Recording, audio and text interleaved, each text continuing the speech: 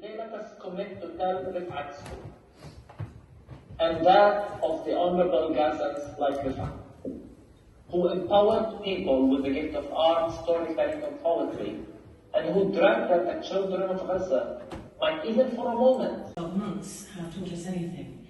It's that these movements are perhaps all we have, but they are a very great deal. As we grew up, we would watch my dad watching Al Jazeera.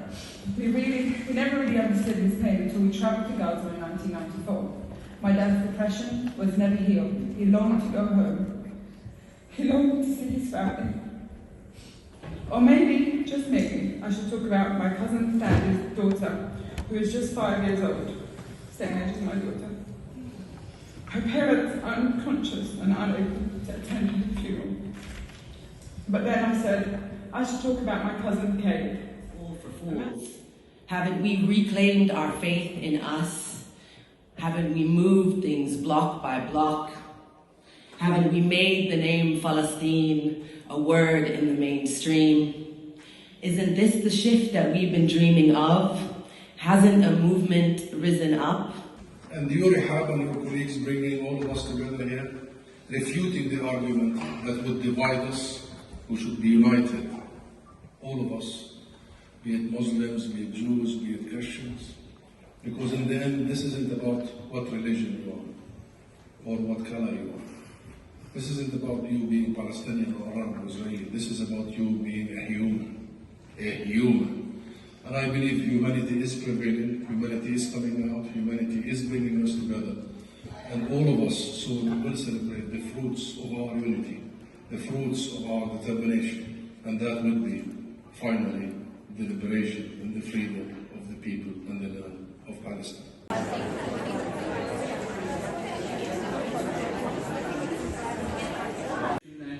I've been more recently 2018 and again a couple of years ago in 2022, and I have seen the land and the people change, and you know this truth as well. And my friends, we must be united in peace and justice for the Palestinians. The unity of humanity.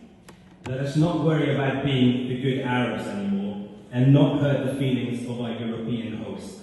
Let us shout proudly, free Palestine. That we are destined to return. I wanted to read that and the beginning that reminds us that we should never say of those who are killed in the way of Allah that they are dead. They are alive, even though you have no knowledge of their life.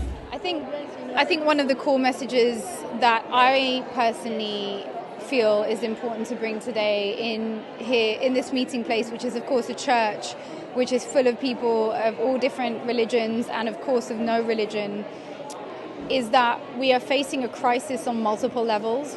The crisis is obviously political, it's social, but it's also spiritual, and that the solutions are both political, social, and spiritual. And I think that in coming together in community at times like these and drawing on our spiritual traditions helps us make sense of the horrors that we're facing and to find ways to challenge them. And your baby carries the hope that we've been looking for. So when you're here and you see the targeted assassination of leaders in the land of Palestine, you wonder, did they not learn any lessons? Because they tried that with that fellow from Nazareth 2,000 years ago, and we're still celebrating his birthday. So with regards to the British government, I think the current British government are the heirs to a long tradition of complicity in the situation facing Israel and Palestine.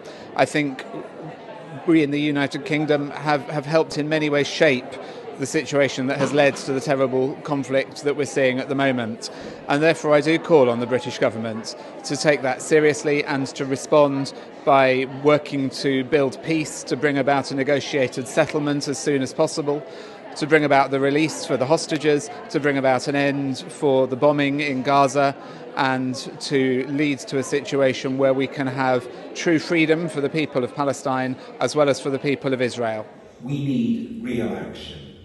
And we're here in the centre of London. The UK should be using all political and diplomatic tools at its disposal to end Israel's atrocities. Those freedoms as never before.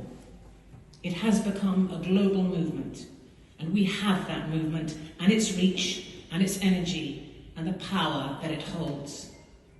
We have a refusal to become inured or numb or immune to the images of slaughter that flood our screens, and to remain as incandescent with fury at the atrocities and inhuman acts of brutality as we were at the start. We have our unflinching refusal to be bullied into silence or to be shut down.